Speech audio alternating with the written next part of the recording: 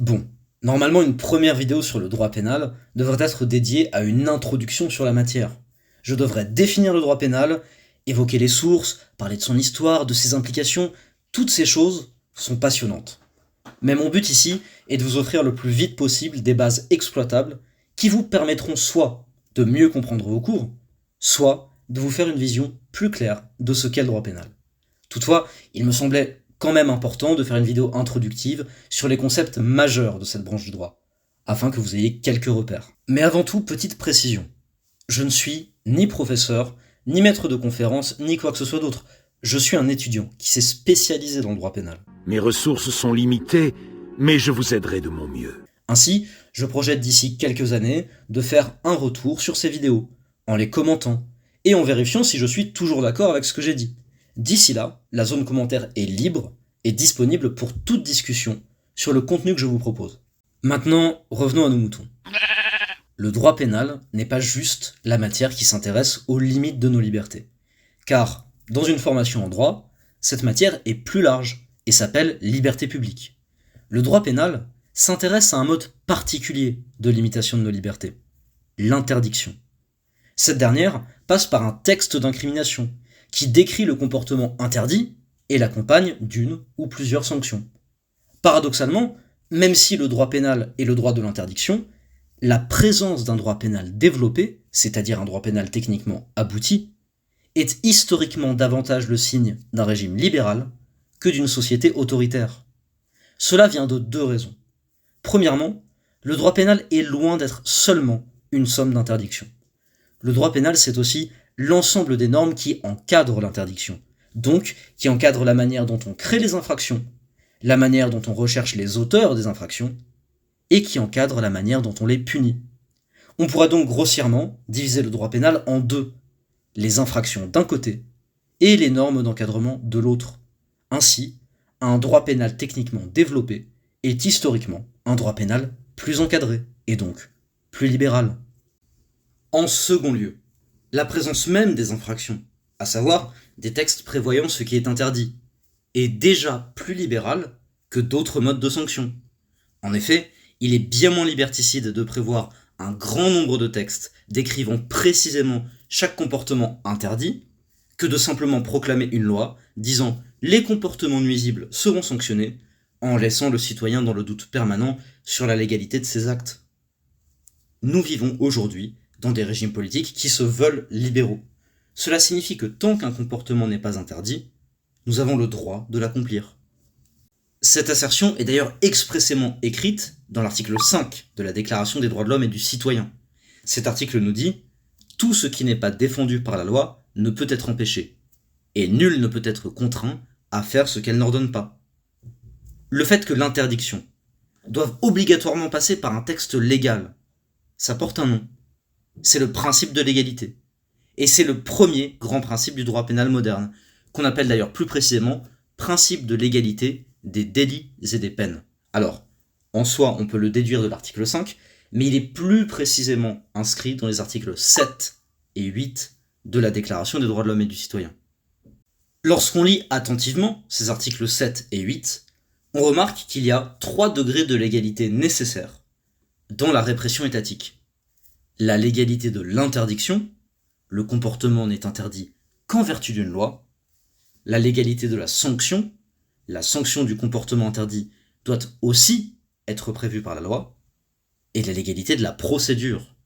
L'accusation, l'arrestation et la détention se font dans des formes qui, elles aussi, sont prévues par la loi. Halte! Vous avez enfreint la loi! Comme vous n'avez pas les moyens de payer la somme exigée par le tribunal, vous n'avez d'autre choix que de purger votre peine. Dans cette vidéo, je me concentrerai essentiellement sur les 2 premiers points, car le troisième relèverait plutôt d'un cours de procédure pénale, ce qui est très intéressant, mais ce qui n'est pas exactement l'objet de cette vidéo. Ouvrons dès lors les portes de cette première grande partie, une partie dédiée au principe de l'égalité des délits et des peines. Le principe de l'égalité peut se résumer de la sorte. On ne peut être puni qu'en application d'une loi qui existait au moment des faits et à la suite d'une procédure légalement établie. Ce principe implique ce que l'on appelle des corollaires. Ce sont des sous-principes qui découlent nécessairement du principe de l'égalité. Sans ces corollaires, le principe de l'égalité n'est pas assuré. Il s'agit en somme de la clarté et de la précision de la loi pénale, de l'interprétation stricte de la loi pénale, et de la non-rétroactivité des lois pénales plus sévères. Donc, première conséquence logique, premier corollaire du principe de l'égalité, la clarté et la précision de la loi pénale. Et j'ai décidé d'intituler cette partie « La clarté de la loi pénale, un principe flexible ». Puisque le texte est une garantie de ma liberté, il doit être assez clair et précis pour que je n'ai pas de doute sur la légalité de mon action à la lecture de ce texte. Si le texte est trop flou, le juge pourrait se servir de ces zones d'ombre pour punir un comportement que je croyais parfaitement légal. Cependant, ce principe est souvent difficile à appliquer, car la loi pénale, pour être juste, doit parfois avoir un certain degré de détail et de technicité qui la rendent difficile à lire. C'est donc un équilibre subtil que le législateur doit trouver, et voici, pour vous faire une petite idée, quelques exemples de comment cet équilibre s'exprime en droit. Premier sujet de débat, la question des catégories et des définitions. Si je veux interdire ou réglementer une catégorie d'objets ou de substances, j'ai deux choix. Définir cette catégorie, ou bien faire une liste de tous les objets ou substances qui rentrent dans cette catégorie.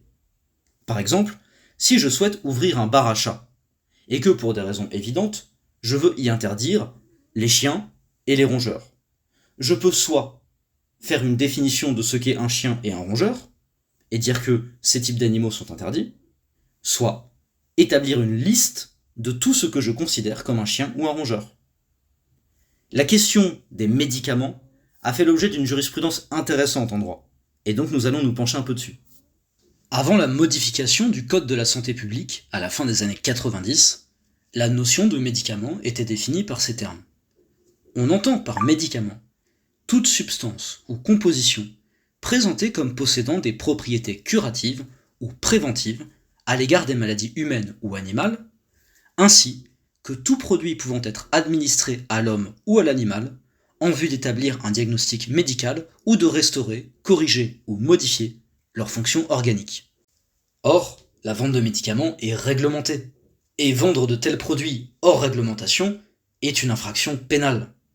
La question s'est donc posée de savoir si cette définition permettait à un professionnel de déterminer avec suffisamment de certitude avant de vendre un produit s'il s'agissait d'un médicament.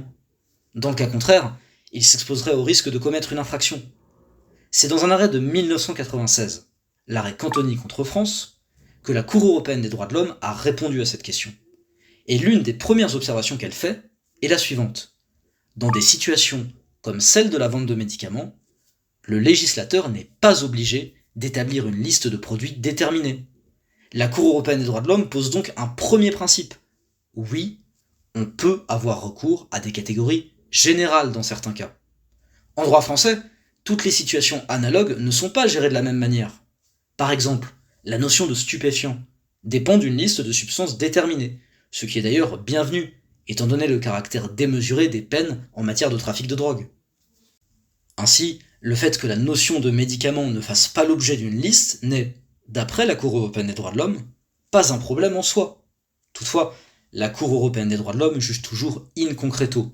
Ainsi, sa décision ne signifie pas que le recours à une définition large est toujours viable, mais que dans ce cas précis, il l'était. Et on peut y trouver plusieurs raisons. Première chose, la Cour européenne des droits de l'homme ne le dit pas expressément, mais on peut se douter que si le mot médicament n'avait même pas eu de définition, la solution aurait été différente. Donc, à mon sens, il faut à minima, quand on utilise une catégorie générale, et qu'elle est particulièrement importante, que cette catégorie ait une définition. Deuxième élément, et pour le coup la Cour européenne des droits de l'homme l'évoque, c'est le domaine dans lequel la loi intervient. En effet, parfois dresser une liste est particulièrement difficile et exposerait même le texte à un risque de contournement, pour peu que certains éléments aient été oubliés dans le répertoire. Ainsi, il serait stupide pour la question des médicaments de chercher à établir une liste exhaustive de tous les principes actifs ou toutes les combinaisons chimiques réglementées. Et dans un domaine comme celui-ci, on comprend bien qu'une catégorie générale avec une définition est beaucoup plus intéressante. Troisième argument, qui d'ailleurs lui aussi est évoqué par la Cour européenne des droits de l'homme, c'est le fait que la jurisprudence de la Cour de cassation était prévisible en matière de médicaments, car elle allait toujours dans le sens d'une appréciation plus large de la notion. Enfin, quatrième argument, lui aussi d'ailleurs évoqué par la Cour européenne des droits de l'homme, c'est le fait que le texte était à destination des professionnels, qui en plus de devoir agir par principe, avec plus de précautions qu'un individu lambda, peuvent également faire appel à un conseil juridique, et sont donc plus à même de saisir les subtilités des textes légaux. Ce dernier point permet d'ailleurs à la Cour européenne des droits de l'homme dans cet arrêt de développer un autre grand principe, un principe important et que je vous recommande de retenir. Ce n'est pas parce qu'un texte nécessite l'aide d'un conseil et un éclaircissement par la jurisprudence qu'il n'est pas considéré comme clair par la Cour européenne des droits de l'homme. Évidemment, il arrive parfois que les juridictions considèrent que le texte n'est pas assez clair. C'est pourquoi nous allons voir un deuxième cas, celui du harcèlement. Et en l'occurrence, il s'agira d'une décision du Conseil constitutionnel de 2012. Le texte relatif au harcèlement sexuel, avant 2002, était un simple dérivé du harcèlement au travail, et il était rédigé ainsi. Le fait de harceler autrui en donnant des ordres, proférant des menaces, imposant des contraintes, ou en exerçant des pressions graves dans le but d'obtenir des faveurs de nature sexuelle par une personne abusant de l'autorité que lui confèrent ses fonctions, est puni d'un an d'emprisonnement et de 15 000 € d'amende. En 2002, le législateur, motivé par des intentions louables, a décidé d'étendre ce texte pour créer une infraction globale de harcèlement sexuel. Le texte adopté était le suivant. Le fait de harceler autrui dans le but d'obtenir des faveurs de nature sexuelle est puni d'un an d'emprisonnement et de 15 000 € d'amende. Cette rédaction voulait viser large, mais elle a visé trop large, car alors que le texte précédent sur le harcèlement décrivait les comportements pouvant être qualifiés de harcèlement, menaces, contraintes, pressions graves, ce texte-là incrimine le fait de harceler sans que l'on puisse identifier concrètement ce qu'est un acte de harcèlement en lui-même. C'est d'ailleurs aussi une différence avec le texte sur les médicaments. Rappelez-vous, je vous avais dit que au moins le mot médicament avait une définition. Ici, le mot harcèlement n'en a même pas. En plus, contrairement au texte sur les médicaments, l'infraction ici n'est pas à la seule destination des professionnels, capables en principe de se faire conseiller juridiquement. L'infraction de harcèlement sexuel peut virtuellement toucher n'importe qui. Le texte de 2002 posait donc visiblement problème. C'est pour toutes ces raisons que plusieurs années après l'introduction de ce texte lacunaire, une question prioritaire de constitutionnalité a été transmise au Conseil constitutionnel. Dans une décision de 2012, le Conseil tranche et affirme que l'imprécision de la notion de harcèlement, n'ayant alors aucune définition dans ce nouveau texte, méconnaissait le principe de l'égalité des délits et des peines inscrit à l'article 8 de la Déclaration des droits de l'homme et du citoyen. Ainsi, il n'y a pas de critère global et indiscutable du texte clair et prévisible.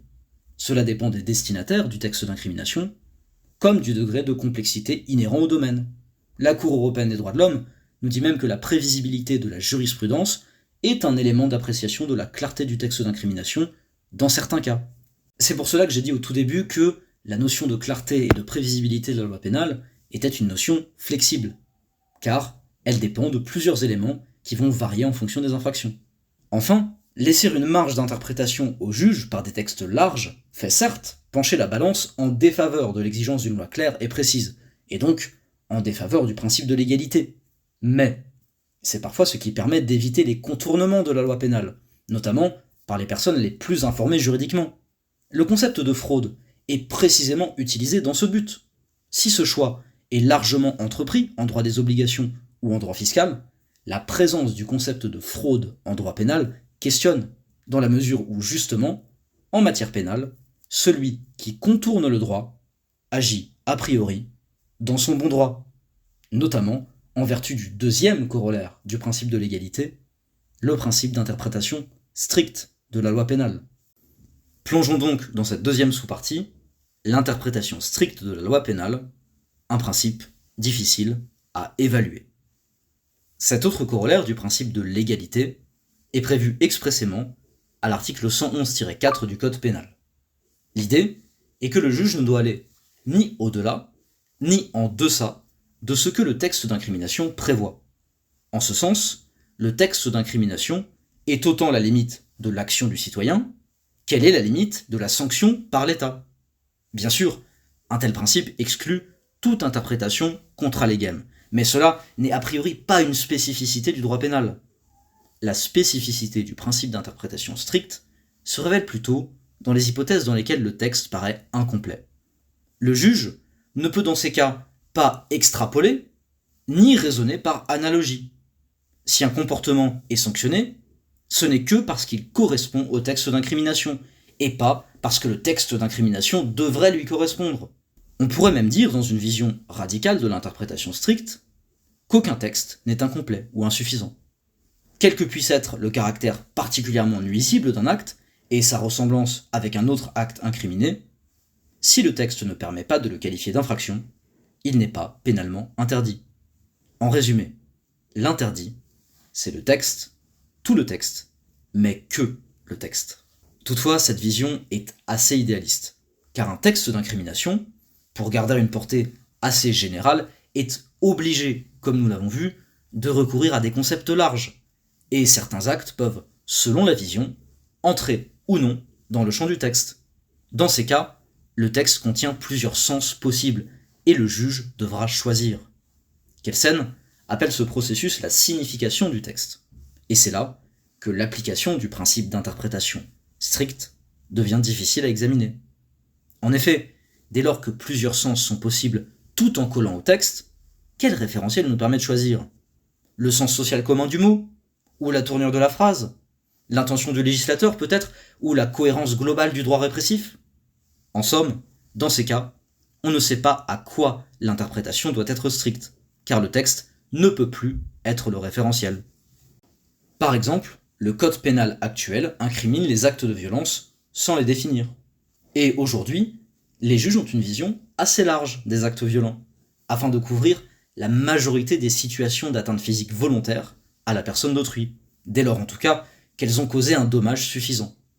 Assurément, le caractère large de cette interprétation peut interroger, mais elle correspond au sens social actuel du mot violence, qui ne se limite pas aux échanges de coups. Par ailleurs, le caractère répressif de cette interprétation est limité par le fait que seules les violences entraînant un dommage suffisamment important sont sanctionnées. Aussi, l'interprétation large de la notion de violence est rendue d'autant plus légitime depuis l'intégration en 2010 de l'article 222-14-3, article qui nous dit « Les violences prévues par les dispositions de la présente section sont réprimées quelle que soit leur nature, y compris s'il s'agit de violences psychologiques. » Bien sûr, le caractère strict de l'interprétation peut tout de même restreindre le champ de la répression. Les juges tranchent parfois en faveur d'une interprétation plus limitée d'un mot. Par exemple, le mot « autrui » dans l'homicide involontaire a fait l'objet d'un débat très houleux en jurisprudence, et même dans la société, et ce, au début des années 2000.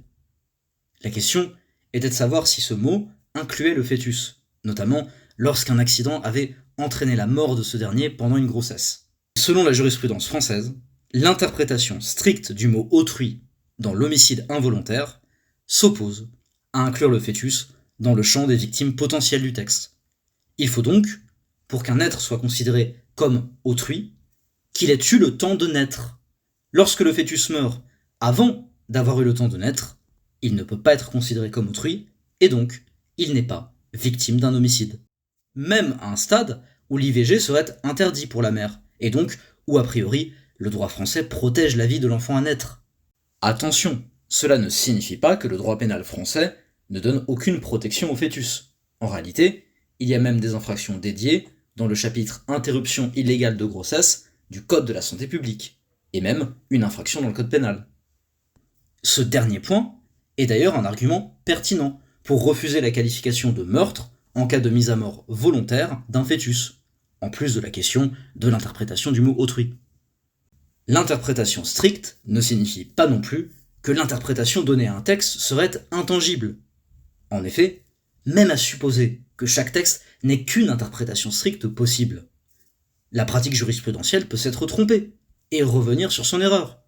Au-delà de l'hypothèse de l'erreur, la Cour de cassation peut considérer que le contexte social et linguistique a tant changé que l'ancienne interprétation du même texte se révèle aujourd'hui au-delà ou en deçà de l'attendu social qui en résulte. Et là, attention, petit trigger warning. Je m'apprête à aborder un sujet relatif à des violences sexuelles particulièrement graves. Si ce genre de sujet vous met mal à l'aise, ce que je peux tout à fait comprendre, je vous indique le minutage à rejoindre pour sauter cet exemple. Cependant, pour que vous puissiez garder un maximum d'apport pédagogique de cette vidéo, je vous fais un petit résumé, sans entrer dans le vif du sujet, de l'évolution jurisprudentielle que je m'apprête à aborder. Il y avait un mot, dans un texte, avec une interprétation au départ, relativement restreinte. Dans les années 90, l'interprétation de ce mot s'est élargie. Et à la fin des années 90 et au début des années 2000, l'interprétation de ce mot a à nouveau été rétrécie. Cela montre bien le caractère fluctuant que peut avoir l'interprétation d'un même mot au sein d'un même texte par la jurisprudence de la Cour de cassation. Maintenant, j'invite toutes les personnes qui en ressentent le besoin à rejoindre le minutage indiqué, et je vous laisse quelques secondes pour le faire. Bien, abordons donc l'exemple en question. Un bon exemple d'évolution jurisprudentielle est la notion de pénétration sexuelle dans le viol. En effet, le texte d'incrimination de cette infraction était rédigé ainsi en 1980. Est un viol tout acte de pénétration sexuelle de quelque nature qu'il soit, commis sur la personne d'autrui, par violence, contrainte ou surprise. La jurisprudence a d'abord eu une interprétation assez restrictive de la notion de pénétration sexuelle. Il fallait pour cela qu'un organe sexuel reproductif soit impliqué. Il fallait même que cette pénétration soit active, à comprendre que ce soit l'auteur qui pénètre la victime, et non l'inverse. Si l'on peut comprendre que l'implication des organes génitaux ait été considérée comme nécessaire pour la Cour de cassation, car, effectivement, c'est une interprétation certes restreinte, mais possible du mot sexuel, le fait de ne sanctionner en revanche que les actes de pénétration actifs semble une interprétation en deçà de ce que le texte prévoit, car rien dans le texte ne précise que c'est l'auteur qui doit pénétrer. Un acte de pénétration peut en effet être imposé à la victime, qu'il soit actif ou passif. D'ailleurs, cette interprétation est d'autant plus discutable quand on sait que le texte précise un acte de pénétration de quelque nature qu'il soit. Ainsi, dans les années 90, la jurisprudence a évolué sur ces points et a admis non seulement des actes de pénétration passifs, par exemple dans un arrêt du 16 décembre 1997, avec une fellation de l'auteur imposée à la victime, mais aussi en considérant qu'un acte de pénétration pouvait avoir un caractère sexuel sans implication des organes génitaux et par son seul contexte. Dans cet autre arrêt, la victime avait été pénétrée par l'anus avec un manche de pioche recouvert d'un préservatif. Procédé qui, vous en conviendrez, est autant créatif que sordide. Mais seulement voilà, ces deux évolutions ont ensuite été reniées par la jurisprudence, qui dès la fin des années 90, puis en 2007, est revenue sur son ancienne position, réduisant la pénétration sexuelle sur la victime à une pénétration active, c'est-à-dire par l'auteur, impliquant au moins un organe génital. Attention, ces arrêts sont donnés à titre d'exemple, l'infraction de viol ayant beaucoup évolué depuis 2013. Ainsi, pour le principe d'interprétation stricte, gardez à l'esprit que le juge n'est pas dépossédé de son pouvoir d'interprétation, mais plutôt qu'il doit faire preuve d'un degré supplémentaire de rigueur et de précaution pour rester dans les limites du texte. Force est de constater que l'évolution de la société par rapport au caractère parfois vieillissant de certains textes rend cette flexibilité nécessaire. Comme nous l'avons vu, la sanction ne peut intervenir que si le comportement de l'auteur est incriminé par une loi.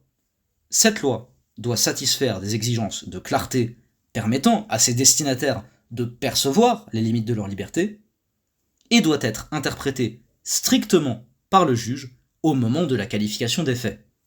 Mais la loi en vertu de laquelle la sanction est prononcée ne doit pas juste exister au moment du jugement, elle doit exister au moment des faits. On appelle cela la non-rétroactivité des lois pénales plus sévères. La non-rétroactivité des lois pénales plus sévères est la conséquence la plus logique du principe de légalité. C'est d'ailleurs sa traduction temporelle. En effet, le principe de légalité étant censé assurer à l'individu de pouvoir percevoir les limites de ses libertés, Cela n'est possible que si cet individu est certain que les seules limites sont les lois pénales existant au moment où il agit. Dans une société où je peux être puni pour une loi postérieure à mon acte, alors tous mes gestes sont susceptibles d'être sanctionnés, à un moment ou à un autre, et ma liberté est virtuellement inexistante. Donc, la non-rétroactivité des lois pénales plus sévères, c'est le fait que je ne peux être puni que par une loi pénale qui existe déjà au moment des faits.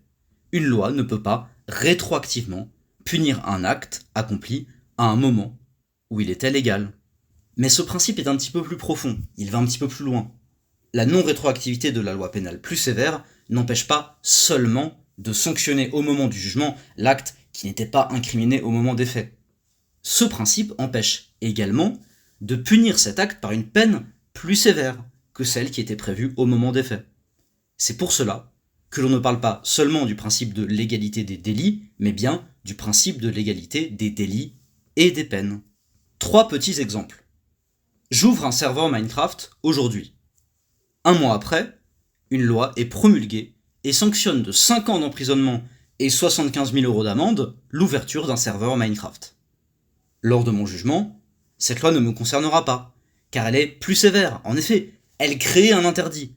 D'ailleurs, a priori, il n'y aura même pas de poursuite dans ce cas. Deuxième exemple. Une loi interdit le simple fait de jouer à Minecraft. Je suis très triste, mais je me dis que je vais plutôt jouer à GTA. J'y joue jusqu'en septembre, et j'arrête à la reprise des cours, car je suis un élève sérieux. En décembre, une loi modifie celle qui interdisait de jouer à Minecraft, et interdit désormais de jouer à n'importe quel jeu vidéo. Cette loi est plus sévère, car elle étend le champ d'incrimination. Je ne peux donc pas être puni pour avoir joué à GTA cet été, car cette loi plus sévère n'était pas encore promulguée. Troisième et dernier exemple. Je vole un bijou aujourd'hui. À l'aide, vite, on a un voleur. Alors que le vol est puni de 7 ans d'emprisonnement et 100 000 € d'amende. Une semaine après, une loi renforce la peine en cas de vol, et celle-ci passe, mettons, à 30 ans d'emprisonnement et 200 000 € d'amende. Lors de mon jugement, cette nouvelle loi ne me concernera pas, car elle est plus sévère en termes de sanctions que celle qui était applicable au moment où j'ai volé les bijoux. Rendez le bijou de la couronne. Vous avez intérêt à l'y rendre. Ainsi, pour assurer le principe de l'égalité, la loi pénale plus sévère, que ce soit par la création d'un interdit, l'extension d'un interdit ou l'aggravation des peines, ne peut pas être rétroactive. En revanche, si une loi pénale est moins sévère, non seulement ce principe ne s'applique pas, et donc elle peut rétroagir, mais en plus, elle doit rétroagir. On appelle cela la rétroactivité in missus de la loi pénale. Et ce principe ne découle pas du principe de l'égalité, mais d'un autre principe qui me donne une transition toute trouvée pour l'épisode 2, le principe de nécessité. Pour l'instant, au stade de cet épisode, pour que vous puissiez avoir quand même quelques clés d'application de la loi pénale dans le temps, gardez à l'esprit que si une loi pénale est plus douce, alors, normalement, elle doit s'appliquer rétroactivement, que cela s'appelle la rétroactivité in missus, et que cela découle du principe de nécessité. Mais nous creuserons ces points dans l'épisode 2, épisode qui sera dédié au principe de nécessité, mais qui s'attardera aussi sur le principe de responsabilité pénale, et notamment son caractère personnel. À l'issue de ces 2 épisodes, nous en aurons fini avec les grands principes, du moins ceux qui me semblent les plus importants à maîtriser au début, et nous attaquerons d'autres notions très importantes en droit pénal. D'ici là, je vous souhaite une très agréable journée, et j'espère que vous avez apprécié le contenu que je vous ai proposé. Sachez que le format de ce contenu peut évoluer, dans la mesure où c'est un contenu qui prend énormément de temps, notamment en raison du travail de montage, et que je pourrais peut-être m'orienter vers un format un petit peu moins monté et un petit peu plus podcast. Dans tous les cas, l'essentiel pour moi est que ce contenu soit fiable et intelligible. Si ces 2 objectifs sont réalisés, alors je vous invite non seulement à commenter, à partager, mais aussi à liker et booster la vidéo. Merci beaucoup.